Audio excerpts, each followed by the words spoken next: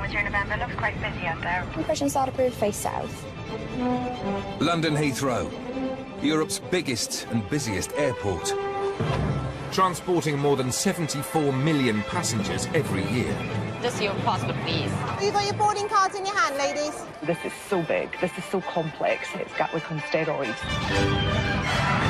With the flights taking off or landing every 45 seconds, Heathrow is operating at full capacity, and there's no room for error. You know, if Heathrow sneezes, the rest of Europe and the world catches a cold. We could have blown something, is that what you're saying? Even the smallest problem can cause chaos. 915 and 919 have been cancelled. Nothing is landing, nothing's taking off. And cost the multi-billion-pound business a fortune in fines and lost revenue. We lost about £3,000 just because of you, sir. This series goes behind the scenes. This is the bit no one sees. To follow the hidden army of staff working against the clock to get thousands of planes away on time. Every second counts. The size of a small city, Heathrow has its own police force. Excuse me, sir. Can I ask you to come with me, please? Paramedics and vets. Wow, okay. From the baggage handlers and security officers. Look at that. Ah! You can't take that on the aeroplane, no. To the air traffic controllers and pilots. I'm not going to say I'm living the dream, but I am. Everyone has a vital role to play.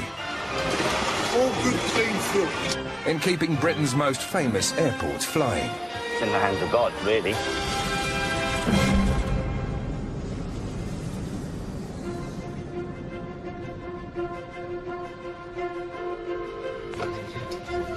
Good afternoon, 8 o'clock. In Heathrow's central control room, staff are monitoring every inch of the airport, from the passengers in terminals to queues and traffic. With how busy we are at Heathrow, we look at our punctuality scores, and our arrivals and departing punctuality is pretty much what we live and die by, because we know that that's absolutely the heart of what our passengers want, is to get away on time. And trust me, we want you to get away on time as much as anyone else does. But the one thing Heathrow can't control is the weather. Today, Storm Imogen is blowing gale-force winds across the airport. The 60-knot winds are so severe, they're starting to disrupt the flow of arriving planes. We've got high winds, and what's more problematic is the gusting crosswinds. Weather has ramifications quite a long way down the line. This problem isn't just at Heathrow, this is for the whole of the southeast of England. So where are these aircraft actually going to land? Out on the airfield, Safety Officer Simon is monitoring the deteriorating conditions. You can see in front of me here just how strong the wind is. The guy's trying to do his coat up there. He's really fighting to stand up there at the moment.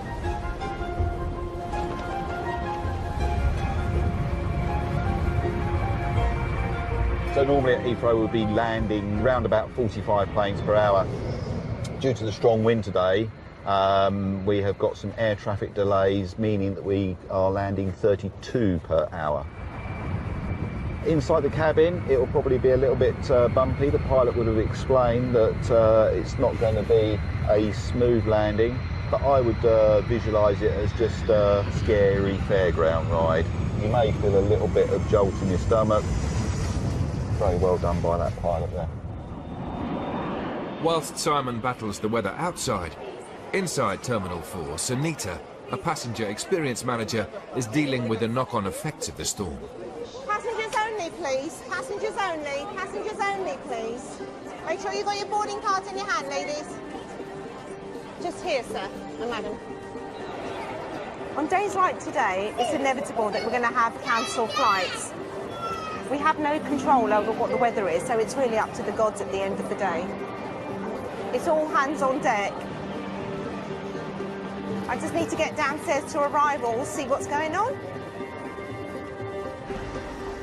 Sunita has been called to deal with 200 stranded passengers, whose connecting flight to Delhi has been cancelled. These are the passengers who were all checked in this morning for a flight which has been now diverted to Frankfurt. They're actually waiting for the coaches to take them to the hotels. Hello. Yes, sir. How can I help you? We've been waiting since it's almost 4 hours. Yeah. And we're standing, we are treating like goats. We do not have any clear information. Do you have any idea when we will get next flight? That's something that the airline are working on as we speak. The first coach has arrived, but with only 50 seats, there's a rush to get on. Can we just stay in a queue, please, sir? Just stay in a queue, then at least everybody will get on. In these situations, it should be the airline who deal with the passengers. But with nobody around, Sunita has to manage the crowds. Sir, just the queue is round there. The queue is round there, please, sir. I don't want pushing in, you know, because everybody's going to get upset. There will be another coach coming at the moment. Roughly how long? 5 minutes. Well, that's what they were told before, and it's taken almost about 15, 20 minutes, and people were standing out in the cold. Right, this coach is going. With the bus now full, a handful of elderly passengers have been left behind. Jadi next coach na 15-20 minutes takarani ya. Wapas chal jao in the terminal. Sorry. Chalo magan laki jani andar. Andar aao, please come inside because it's very cold. You're going to wait outside. We came from Canada. We're going to India. The airline is stupid. They're not manning good, you know, all day, there or there. Bad. When you feel that there's nobody else around and people are a bit lost, somebody has to resume control, and basically that's what I'm doing. Outside on the airfield, the winds are getting stronger, and loose items are being blown onto the runways. Simon is on the lookout for foreign object debris, or FOD. Certain types of FOD, like small items of metal or stone, if they were ingested into an aeroplane engine, then they could cause quite significant damage or could cause that engine to fail. So it's vitally important that we've got all teams out and about, patrolling, looking to ensure that the taxiways, the grass and the runways is clear. I think I can see an item of FOD blowing across the stand there. So the trick is to position the vehicle upwind so that the item of FOD comes to me rather than me having to trace the FOD. So it's a bit of goalkeeping going on here.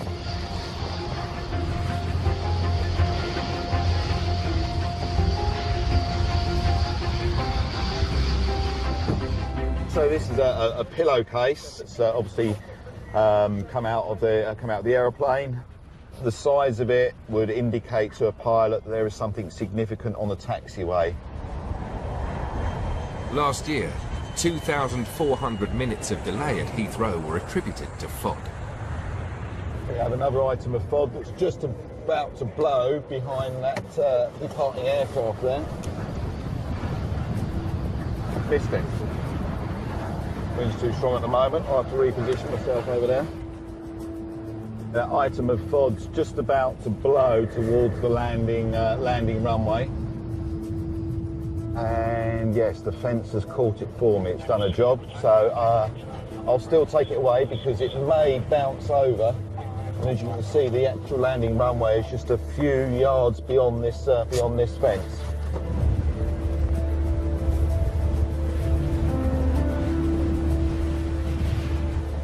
It's just an item of plastic. When not screwed up, it looks quite sizable.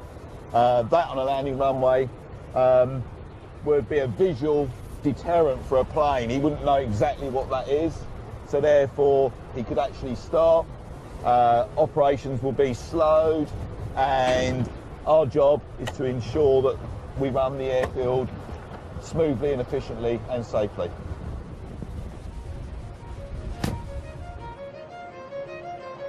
While Simon struggles to keep the airfield clear, back in Terminal 4, Sunita's stranded passengers are still waiting for their coach.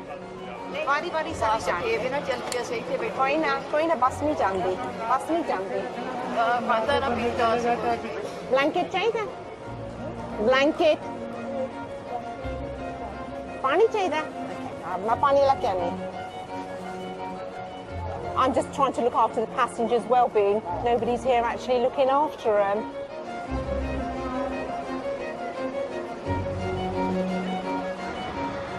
Finally, some good news. The coach has arrived. Go jaggi hai te jehde passengers aage wheelchair de vich ਉਹਨਾਂ ਨੇ ਪਹਿਲੇ ਅਸੀਂ ਬਿਠਾਣਾ ਹੈ ਤੇ ਫਿਰ ਤੁਸੀਂ please wait karo if you don't mind. ਠੀਕ ਹੈ? Okay? We're putting the wheelchair passengers first. So let's just not have this mad... Please, ਤੁਸੀਂ... Please, ਕੋਈ ਨਾ ਤੁਸੀਂ wait karo. I know. I'm just... ਮੈਂ ਨੂੰ ਦੱਸ ਰਹੀ ਹਾਂ. This time, Sunita is determined to leave none of the older passengers behind. एक मिनट. ਅਸੀਂ ਦੱਸ ਨਹੀਂ ਸਕਦੇ ਸਰ ਦਿੱਲੀ ਆ ਕੇ ਮੋੜਨ ਦੇ ਬੱਚੇ ਹਾਂਜੀ ਕੋਈ ਨਾ ਮੈਨੂੰ ਪਤਾ ਕੋਈ ਨਾ will. How would you feel if that was your aunt, your child, your daughter? You know, it's all to do with that, and I think it's more about you putting yourself in their shoes and how would you like to be treated. Thank you for being so patient. The passengers will be back at Heathrow first thing tomorrow for their rearranged flight. I feel tired, my legs are absolutely aching, my back's aching, and I've had... I think I need to take my next dose of paracetamol in order to keep me going.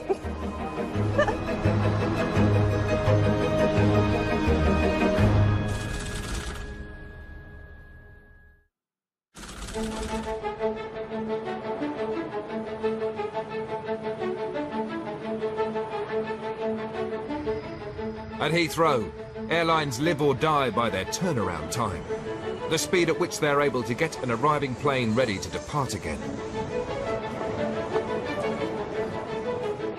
In Terminal 5, Phil is preparing for one of the airport's shortest turnarounds. How you doing, all right? The flight from Brussels is on approach. From its arrival, Phil will have just 50 minutes to get the plane back in the sky. Time's critical. We need to get them away. The customers expect to arrive and depart on time, and also it's in the company's interest because the aeroplane's making money when it's flying. So, but yeah, 50 minutes is tight, but we'll do it. Right, the aircraft has now landed, and I'm going to now go and meet the arrival. Lots of walking, lots of stairs, but it saves on the gym bill. With such a tight turnaround, Phil has no room for delay.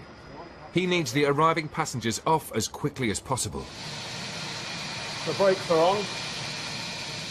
The countdown begins now. Hold on.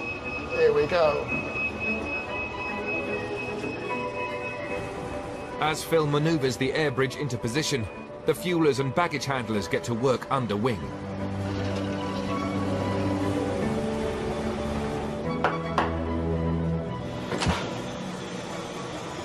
Morning. How are you doing? Yeah, good. Yourself? No specials. Lovely. Perfect. Thank you very much. Normally take about anything between 7 and 10 minutes for the passengers to get off. Eats into your departure time and eats into your turnaround time. With the plane cleared, Phil now has less than 40 minutes until takeoff. Cleaners are just turning up. They will then start cleaning the aircraft from the rear and hopefully have it ship-shape ready for the passengers in a few moments. They get given 7 minutes, believe it or not, so they do a fantastic job in the time allocated.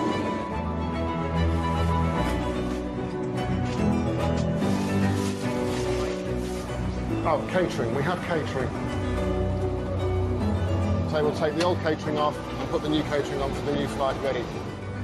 It takes just 6 minutes to remove the finished meals and put fresh food on the plane. And with 20 minutes to go, the pilots arrive to prepare and check the aircraft. Cleaners are just about finished.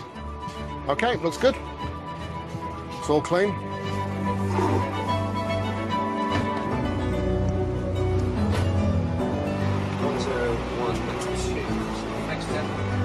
Right, Will, customers on the way. Hello, With just 15 minutes until departure, the ground crew leader, Anastasia, clears all staff from under the plane and does her final safety checks. We get 10 minutes slot and short call to do the job that we have to do.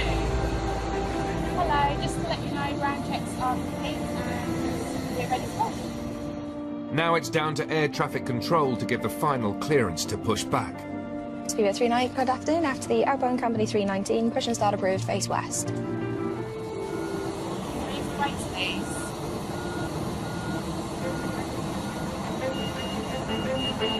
All right, take care now. Cheers, bye-bye. We've achieved our objectives. We're ready to go 3 minutes before departure time. In just 47 minutes, the flight to Brussels is ready to depart again. And the clock stops on one of the fastest turnarounds at the airport. A successful mission, as they say.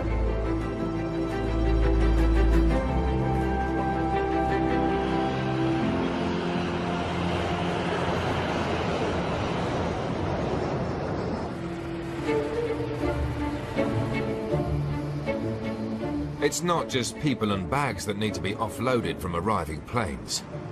Each year, 100,000 tons of human waste is sucked out of all planes landing at Heathrow. The airport's waste services team must keep this endless deluge of sewage moving. Today, veteran engineer John is training 21-year-old apprentice Elliot. We look after all the water on the airport, not just the sewage. It can get messy, and if you don't like poo, you're probably not suited for this section, because you are going to be chest deep in it at some point. Things have to be kept moving here. You can't have terminals without water, or the toilets stop working, you soon know about it. All plane waste is deposited into one of Heathrow's sewage pits, but today, one of them is blocked and needs to be cleared. See, anything that go down the toilet in an aeroplane is also going to end up here. There she goes. Oh, lovely. Oh, it's splashing. This could be the one with a bag of diamonds in, Elliot. Right? Yes, yeah, that's the way to look at it. That's what we fingers crossed, I think. Yeah. As you can probably tell by the state of us, we ain't found any yet. Right, let's get you sorted out then. All right. This is the first time Elliot has been down a sewer pit, an essential part of his training. I've got to issue with your special tool now that you're going to be using. Okay. It's very high-tech. I don't know if you've done the training course, but that's what you're going to be using, all right? Sounds good. So... Let me check I'm all right. Never have pasta in our restroom, all right?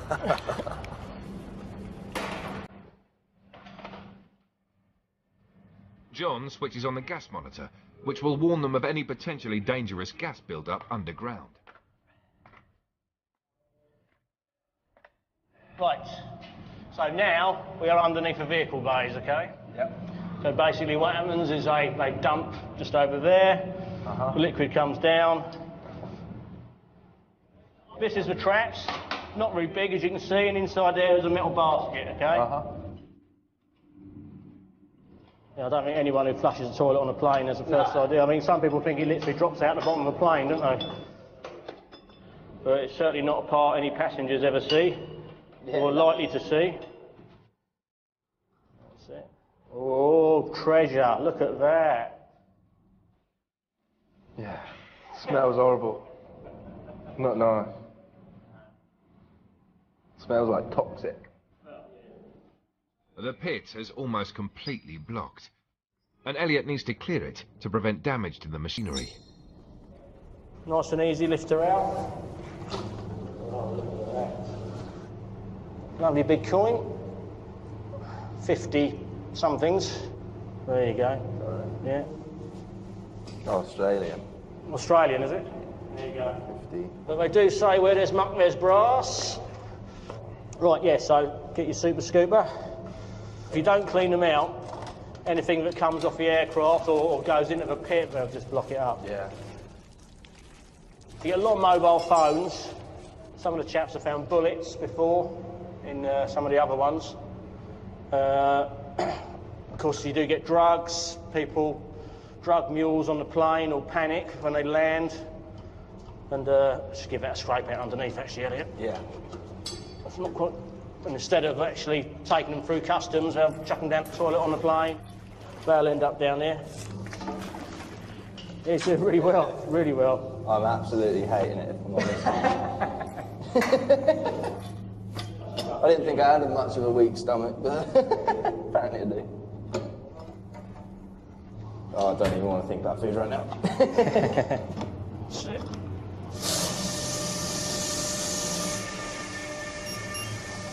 Oh. Right, okay, let's go. Gas monitor's just gone off. Let's go, let's go.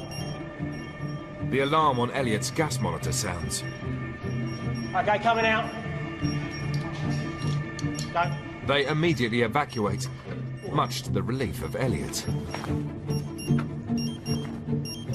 The smell was horrible. It's quite nice to breathe fresh air, but when I first opened one of those boxes, took the lid off, it like threw up in my mouth a little bit. It was horrendous.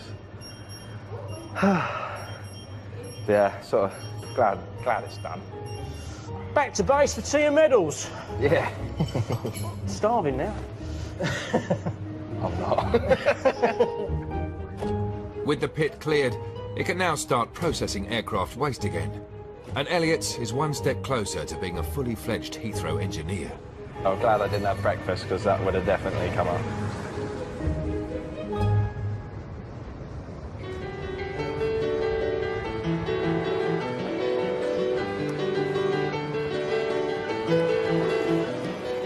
At Heathrow, passenger numbers increase every year.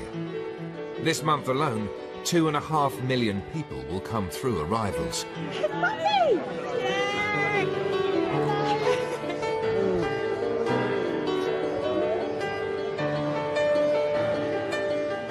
Catherine and her children are waiting at Terminal 3. We're waiting for my mum and their grandmother, who they haven't seen her for a year, so it's we miss her. Sydney, it's half a planet away. It's not an easy flight to do, so when they come over, it's a real treat. I just wish it was closer. Also in arrivals is Letitia, waiting to greet her daughter Nathareth from Honduras. Letitia left Honduras 15 years ago to find work in Europe, so that she could pay for Nathareth to go to school.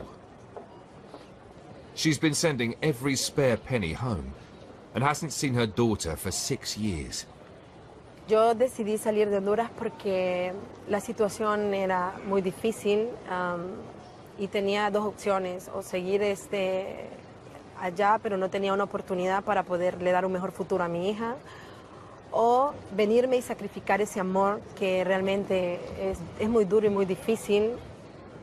Today, Nathareth is finally coming to join her mum in London. Ese es mi sueño, que ella pueda tener una familia.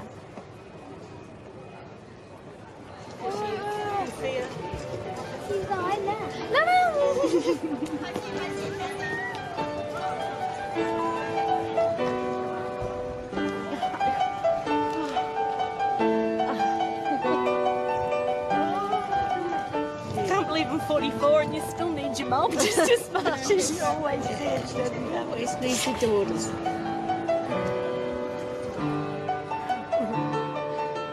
And after a 6-year wait, Letitia finally spots her daughter.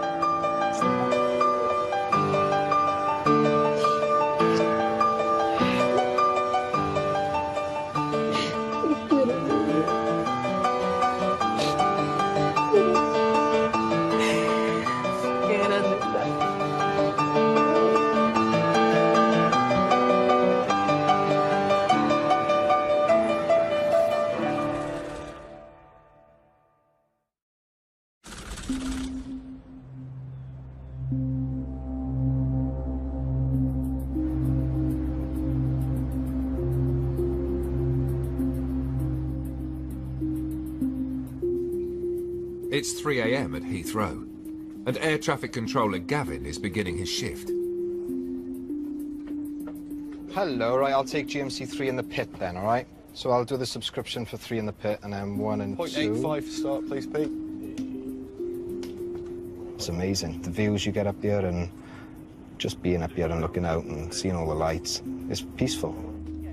From an air traffic perspective, it's completely different, day to night. In the day, you're trying to depart aircraft, you're trying to land aircraft. At night time, it's a completely different kettle of fish. The airfield is constantly on the go, you know, and if there's no aircraft moving on the airfield, it's a perfect opportunity for airfield operations to go on and do this stuff. At night, the airport's engineers can carry out essential maintenance, But Gavin must make sure they're clear before the runways open at 6 a.m.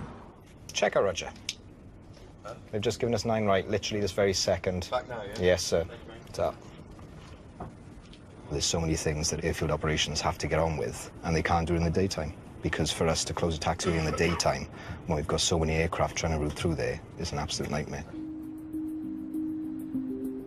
Out on the airfield, temperatures have dropped below 0. You know it's cold out because me ōūta's bright red. Paddy is one of an army of de-icers, whose job is to cover every single departing plane with antifreeze before they can take off. Prepare to stop. 3, 2, 1, stop. It's hard to appreciate how cold it is, but you do get used to it. If you've got a 747 and it's smothered in snow and it has been all night, then you know you'll be on it a long time. You might feel your fingers by the end of it. The colder they are, the busier we are. Non-stop, one to the other, get them all out by departure time. That's it, keep going as you are, Mike. Take me into the corner of the stab. Nice and steady. It's vital that Paddy covers every inch of the plane with a mixture of heated glycol and diluted water. 3, 2, 1, hold her there, stop, lovely. If you don't de-ice the aircraft properly, the long and short of it, it could come out of the sky, it's as simple as that. The air don't go over the wings as it should do, so it affects the flow over the surfaces. So it can create drag, and when you've got drag, you ain't got the lift. I won't go into too much detail, but basically, if you don't de-ice it, then it might not take off. If it does take off, it might come straight back down. So it's important that we do it and do it properly. I tell the new boys, when they're de-icing, if I'm training them, I tell them to, if they treat every de-ice like it's their first de-ice, and also if they imagine that all their family's on the aircraft, if they imagine all of them's on there, they're not going to be complacent.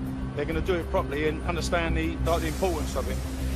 The antifreeze lasts as little as 35 minutes, so Paddy must ensure the planes are ready for their departure slot. If they miss it, he'll have to come back and de-ice them again. All clear on the stab, mate? We have like 180 aircraft a day, so on a busy day, yeah, you'll be going one to the other, to the other, to the other. You've got to keep the customer happy, and we're good at that. I am anyway. Yeah, well, I can smell the bacon at the restaurant, so it's making me hungry. Clear of contamination. Job's a good one. Job's always a good one. The runways will be opening in 5 minutes. With 42 planes already circling in the skies above Heathrow, Gavin has to guide in as many as possible, as quickly as he can. Once the first inbound comes in, that's it. You know, your air traffic head is back on 100%. 10, lovely. 125's open. Speedbird 78, good morning, runway 09 left, clear to land, surface wind 080 degrees, 5 knots. E-line Delta Lima, contact channel 9. Just both runways are coming in now. And at 6 a.m. sharp, Heathrow is open for business. 1, 2, 3, 4, 5, 6. There's 6 on approach now for 9 left and 9 right. Alternate. So this one's coming down 9 left. The one on 9 right is currently at 2 miles. So we'll land left, right, left, right. And then we'll try and get departures in between as well on 9 right. 365 days a year we're running, we're open. Whether it's 1 runway or 2 runways. 1,400 movements later, that's the end of the day.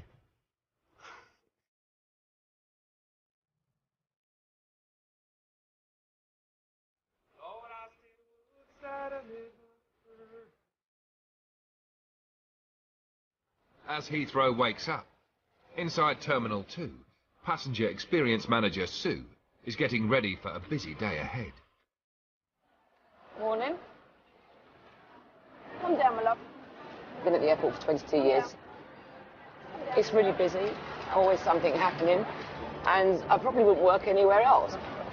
Boys, you haven't checked in, have you? Come here, I'm going to slap the back of your legs. Honestly, sir. These youngsters, go and get checked in. In the next week, the airport expects 1.5 million passengers. But not everybody passing through has a smooth ride. Morning, my darling. Morning.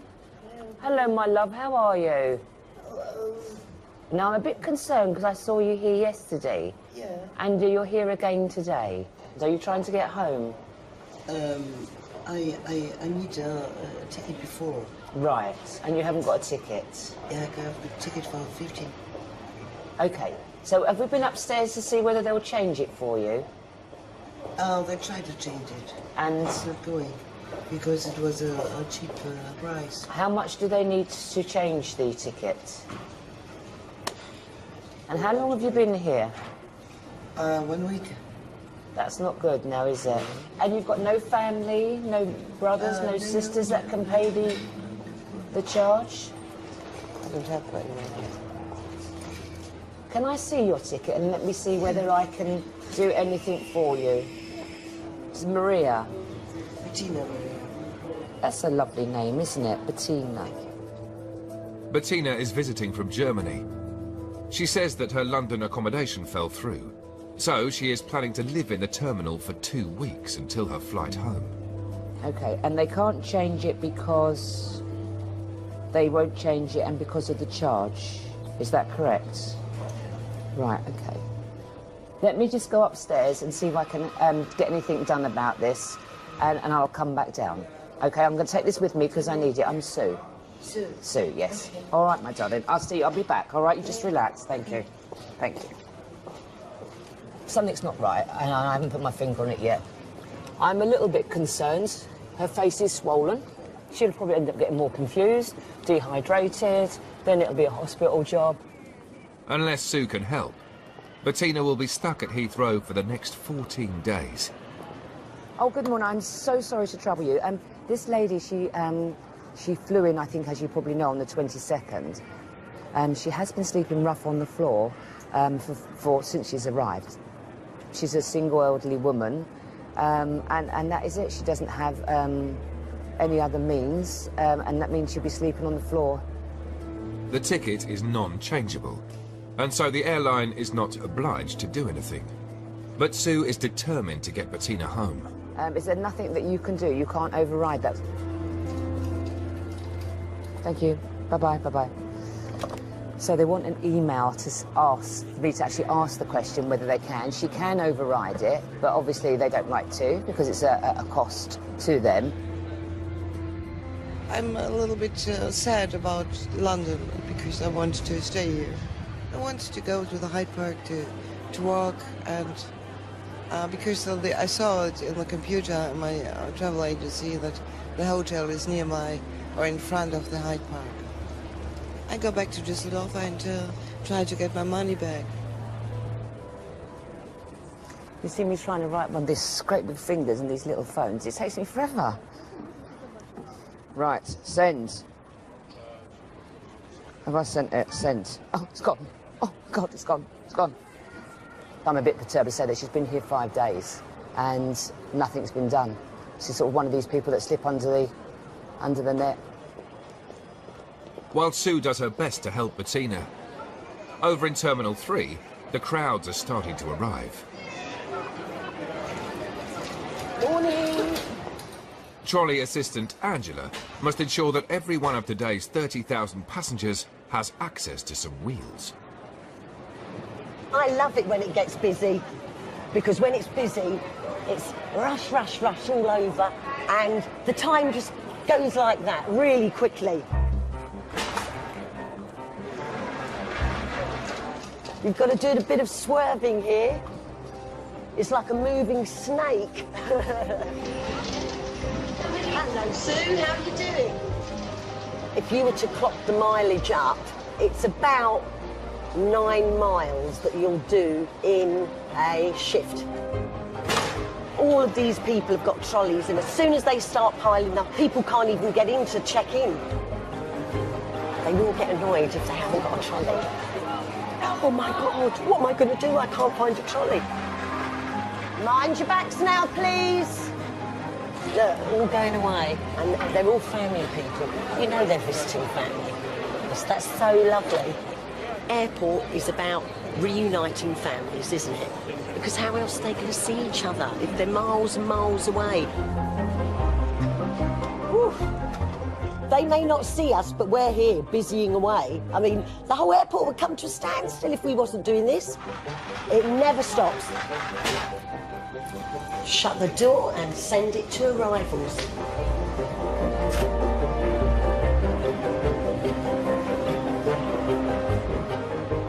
Back in Terminal 2, Sue is still trying to help Bettina, the German tourist who has been living at Heathrow for the past 5 days. Hello. How are we getting on? Lovely. That's... yes, I can sort that out. That's absolutely wonderful of you. Thank you so, so much. Bye-bye, bye-bye-bye. I'm very, very happy that she's not going to be here for another 2 weeks. I'm extremely happy. And I'm going to go down and get her now, so that's absolutely wonderful. I should just tell the lady, darling, we're getting her on the 12:40. I'm going to bring her up, thank you. Oh, what a result. Look at you now. You've got your face on. She looks beautiful. She's got her face on, she's got her lippies on, and you're going home in 2 hours. Oh, yeah. Oh, yeah. Come on. Oh, that's fine. Let's take you up. Let's get you home. I'm very pleased.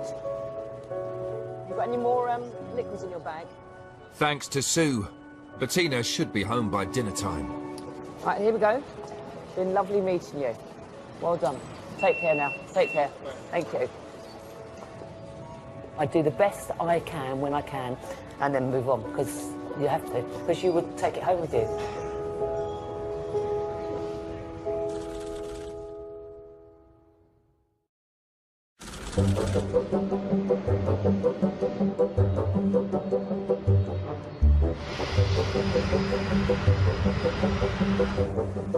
Every week, thousands of animals land at the airport from all over the world. They're tiny. Each animal is collected by an officer from the Animal Reception Centre. Today, Karen is meeting a flight from Calgary in Canada with some VIP animals in the hold. It's snowing. Just to make them at home, it's snowing for them. They need to be kept at a reasonably cold temperature and making sure they don't get too damp. Oh, there we are. That's a rather large crate. Hello. Cutie pies. Oh, they're looking really good. Very good. They've travelled very well. I think they probably slept all the way. Then they're looking to see what they can get up to. These Gentoo penguins are destined for Sea Life Birmingham. But first, they need to go to the Animal Reception Centre to be checked. They just don't need to be here for too long. We try and clear them as best as we can quickly, being they need to get back into their own environment. Right, get in the car now.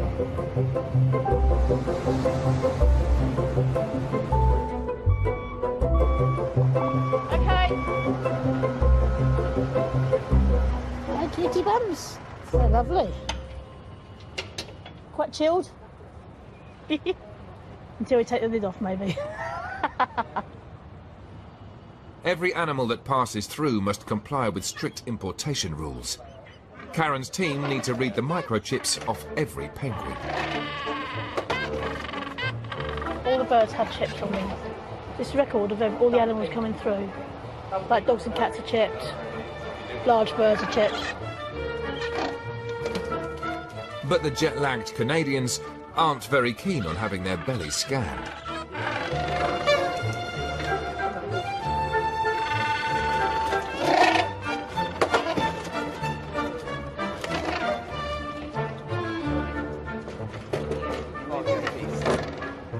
Yeah, all done. With all penguins successfully accounted for, they can begin their journey up the M1 to their new home in the Midlands. There you go, babies.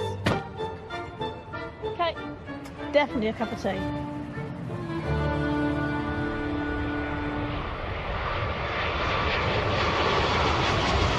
Well, not that one. Can they stop the 340 coming in? That summer. That is only the summer. With flights leaving round the clock to over 185 destinations, Heathrow is home to Britain's plane enthusiast community.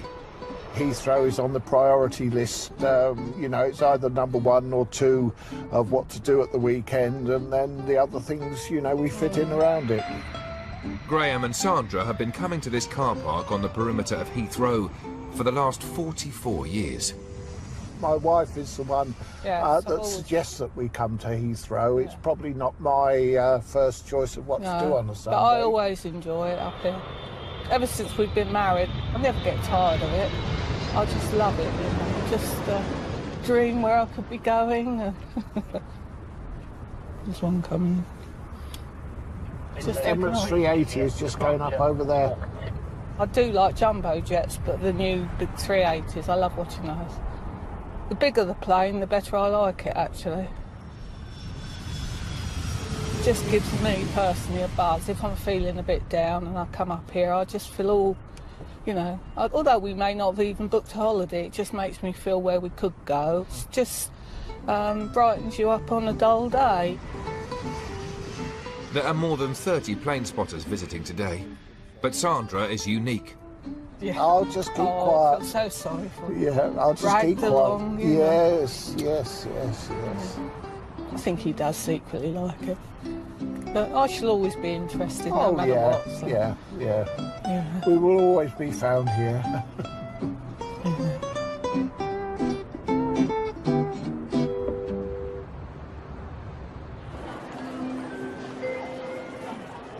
In Terminal 3, passenger experience manager Mark has been called to manage a large group that have appeared in arrivals. We've got a guru coming in today. Guru's a religious leader. He's going to have his own entourage with him, and he's going to have his own followers here to welcome their leader. Mark needs to ensure the group don't block the walkways or overwhelm the terminal. Oscar free? Yeah, guys. Do you have any staff free, sir? We've got a guru coming through, but we're expecting about a couple of hundred followers, and I'm just thinking a couple of security officers might be useful for crowd control. Everything about an airport is about flow.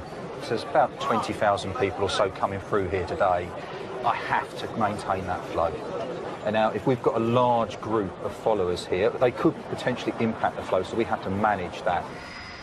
Airside, Sheikh ģᴇᴜ has just arrived, and Mark's colleague Matt is there to escort him through the terminal as quickly as possible. Nice to meet you. They need to move fast, as back at arrivals, the large crowd is spilling out of the cordon. Guys, can I just get you back inside? Yeah, just inside the barrier, guys. He's on his way, he won't be long now. Do we have an ETA for being at the arrivals area, sir? Because we've got a bit of a crowd building now. 2 minutes, 20 minutes. All received. Thank you very much. Oscar free out. We've got potentially a 20-minute delay now, which is not ideal because we're getting quite a large number of followers arriving. So I can't have it getting overcrowded and people getting blocked. Ladies, I know you want to give him the flowers, but can I ask you to go back over there because I've just got to maintain the security cordon. Did you have a good flight? Good, not bad. It's very cold here at the moment. Ladies and gents, can I get you to move back a bit? He's coming now. Oscar 3, Oscar 5. Oscar 3 receiving. Coming out the back door, sir. Coming now. That's all received, sir. Thank you very much.